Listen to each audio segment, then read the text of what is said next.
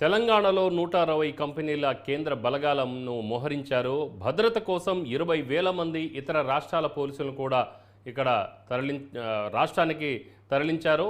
తెలంగాణలో ఇప్పటివరకు 320 కోట్ల రూపాయల సొత్తును పోలీసులు సీజ్ చేశారు. ఇక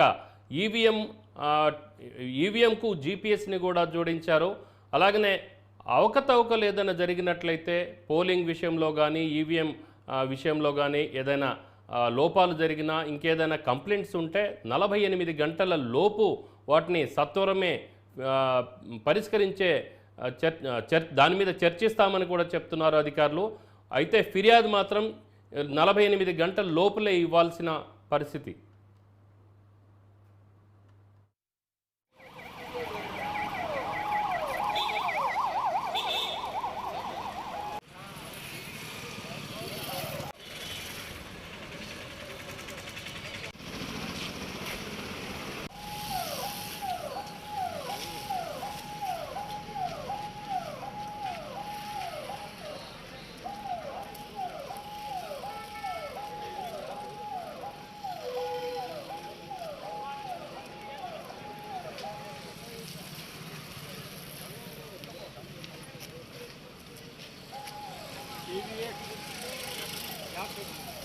TV9 में आएगा भाई।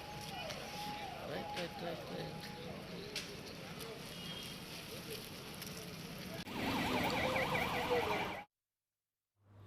తెలంగాణలో 160 కంపెనీల కేంద్ర బలగాలను మోహరించింది.